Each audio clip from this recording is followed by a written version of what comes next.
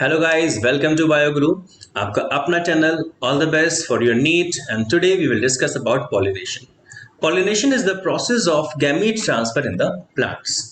So pollination occurs in plants. Flowers के बीच में होगा pollination, gamete transfer होगा. So in flowering plants, male and female gametes are produced in the pollen grain and embryo sac respectively.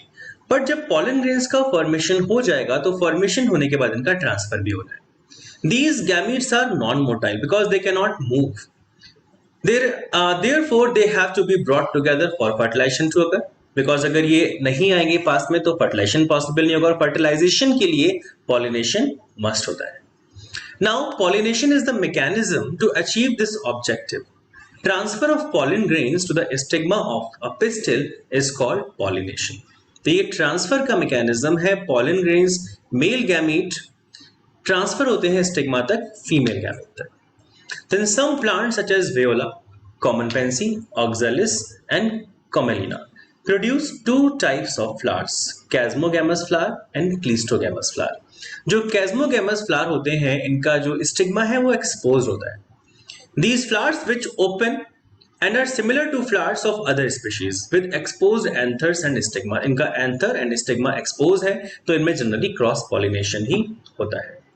Second type of flowers are cleistogamous flower, and these flowers are closed type. These flowers do not open at all. In these flowers, the anthers and stigma lie close to each other. That's why यहाँ self pollination के chances ही होते हैं. When anthers dehisces in the flower buds, pollen grains come in contact with the stigma to effect pollination. That's why self pollination he possible होता है. Other pollen grains यहाँ तक नहीं पहुंच सकते. Thus, cleistogamous flowers are invariably autogamous, as there is no chance of cross pollen landing on the stigma. तो other pollen grains इनके stigma पर land नहीं कर सकते. Cleistogamous flowers produce assured seed set even in the absence of pollinators. Okay, so depending upon the source of pollen, pollination is of three type. हम बात करेंगे type of pollination की. First is called autogamy, geitonogamy and xenogamy. अब सबसे पहले पढ़ेंगे autogamy के बारे में. If the pollen grains are transferred from anther to stigma of the same flower, the process is called self pollination or autogamy. Mean to say एक ही flower है, एक ही फ्लावर में दोनों ऑर्गन से male organ and female organ. Same flower के male organ से आपके जो पॉलन ग्रेन्स हैं वो स्टिग्मा पर आते हैं, फर्टिलाइज करेंगे. It is called autogamy, self pollination. Second is geitonogamy, pollination taking place between the two flowers of the same plant. Genetically self pollination but ecologically or functionally cross pollination. अभी functionally cross pollination है because plant same है, एक ही plant के दो अलग अलग flowers हैं. अब दूसरे फ्लावर के pollen grain इस फ्लावर के स्टिग्मा पर आते हैं, फर्टिलाइज करेंगे, pollinate करेंगे. It is called geitonogamy. For example maize, cross pollination. Same plant होगा लेकिन फ्लावर्स अलग अलग होते हैं. Next is called xenogamy. When the pollen grains are transferred from the anther to the stigma of the flower of the another plant of the same species is called xenogamy. It is cross pollination both genetically and ecologically. यहाँ plants भी अलग हैं और flowers भी अलग हैं. That's why it is totally cross pollination. Okay, so agents for cross pollination हम agents के बेसिस पर डिवाइड करते हैं, क्लासिफाई करेंगे. बेटा देखिए, अब एजेंट्स वो है जो पॉलिनेशन में हेल्प करेंगे. Pollinating agents may be biotic animals और abiotic wind and water. Majority of plants use biotic agents for pollination. Biotic agents का मतलब जिनमें लाइफ होगी, जो ऑर्गेनिज्म है, just like insects, birds etcetera. So agents for cross pollination are abiotic factor, biotic factor. Biotic factor में आते हैं आपके birds, insect and bats, and abiotic factors में आते हैं आपके wind and water, because wind and water में life नहीं है, वो ऑर्गेनिज्म नहीं है. अब देखिए, अबायोटिक एजेंट्स में सबसे पहले आता है एनिमोफिली. एनिमोफिली मतलब wind pollination. So pollination by the wind. So pollen grains are light and non-sticky, लेकिन इनके जो pollen grains हैं वो light weighted है, non-sticky है, because अगर air के through pollination होना है तो pollen grains light weighted होने चाहिए जिससे कि वो long distance cover कर पाए. Feathery stigma. Stigma must be feathery, क्यों? बिकॉज जो पॉलन ग्रेन से वहां पर आके वो एंकर हो जाते हैं, फंस जाते हैं, स्टिक हो जाते हैं. And numerous flowers pegged into an inflorescence, single ovule in each ovary. So abiotic agent है, it is wind pollination. Second is hydrophily, मतलब pollination by the water. This is quite rare in flowering plants and is limited to about 30 genera, mostly monocots. In majority of aquatic plants such as water hyacinth and water lily, the flowers emerge above the level of water and are pollinated by insects or wind as in most of the land plants. देखिए जैसे क्या है, अब हालांकि ये water plant है, aquatic plant है, लेकिन ये वाटर से ऊपर के लेवल तक आ जाते हैं, जिससे wind pollination and insect pollination इनमें हो जाता है. So water hyacinth and water lily. Then hydrophily is of two types. Hydro मतलब water. So hydrophily is of two type. Epihydrophily. The pollination that occurs on the surface of water is called epihydrophily.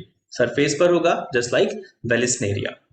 In Vallisneria, the female flower reach the surface of water by the long stalk and the male flower are released onto the surface of water. अब देखिए जो male flowers हैं वो surface पर आ गए, and pollination कैसे होगा? Water के through. So male flowers are carried passively by water current. Some of them eventually reach the female flowers and the stigma. It is called epihydrophily, जो water surface पर होगा. Vallisneria, you can see. Okay. Then hydro, अब क्या है? Hypohydrophily. Hypo.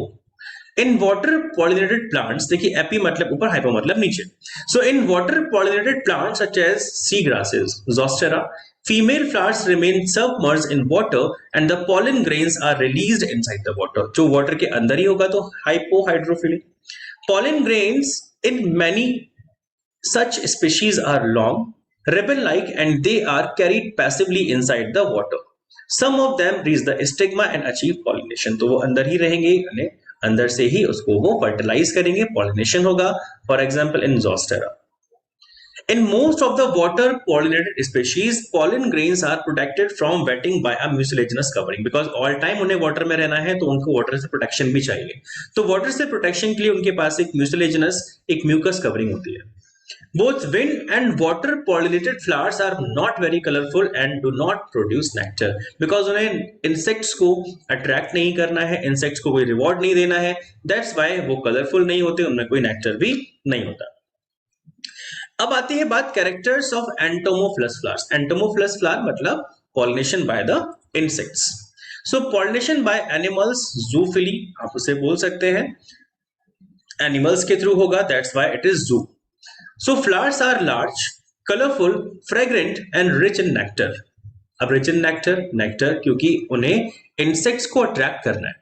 Flowers are large, colorful, fragrant क्योंकि कुछ fragrance से attract होंगे, कुछ nectar की वजह से आएंगे, कुछ color की वजह से आएंगे, उन्हें insects को attract करना होगा. If flowers are small, a number of flowers are clustered into an inflorescence. अब देखिए एक ही जो गुच्छा बना लेते हैं, clump बना लेंगे, cluster बनाएंगे. Zoophily is of following types based on the type of animal involved in the pollination. अब zoophily को भी हम different type से classify कर सकते हैं. उनका again classification करेंगे on the basis of animal involving in the pollination. So bees are the dominating biotic agent. bees सबसे ज्यादा pollination करते हैं और entomophily बोलते हैं अगर insects के through pollination होता है. So pollination by the insect is called entomophily. And ornithophily, pollination by the birds. अगर pollination birds के थ्रू होगा, it is called ornithophily. Cheiropterophily, अगर pollination bats के थ्रू होता है, it is called cheiropterophily. ऐसे flowers काफी bright color होते हैं और काफी बड़े होते हैं, nectar इनमें ज्यादा होता है. Then malacophily, pollination by the snails. snails के थ्रू pollination होगा, then malacophily. Then therophily, pollination by the squirrels. आप देखते हैं ना कुछ squirrels भी होते हैं, all time period पे रहते हैं, वो भी pollination में help करेंगे. It is called therophily. And ophiophily, pollination by the snakes. अगर snakes के through pollination होता है, कुछ ऐसे भी snakes होते हैं जो plants या trees पर रहते हैं, and it is called ophiophily. चलिए कुछ MCQs पूछते हैं, आपने कितना सीखा, कितना पढ़ा. So pollination in between two flowers present on same plant is called geitonogamy, xenogamy, autogamy or dichogamy. Very good. It is Gytonogamy, because pollination is between two flowers present on same plant. Okay. Next, in water hyacinth, pollination takes place by water, snail, insects or birds. Yes, it's true. Insects, because ये water level से ऊपर आ जाते हैं तो wind और insects के through इनका pollination होता है. The type of inflorescence most commonly found in anemophilous plant. Anemophilous by air. Compound spike, head, umbel or corymb. Yes, it is compound spike. That's good. Then pollination by squirrels is called ophiophily, therophily, malacophily or entomophily. Yes, very good. It is थेरेपोफिली. तो I think आपको कुछ pollination के बारे में समझ में आया होगा. अगर आपको कोई भी डाउट होता है, कोई क्वेरी होती है, काइंडली कमेंट मी.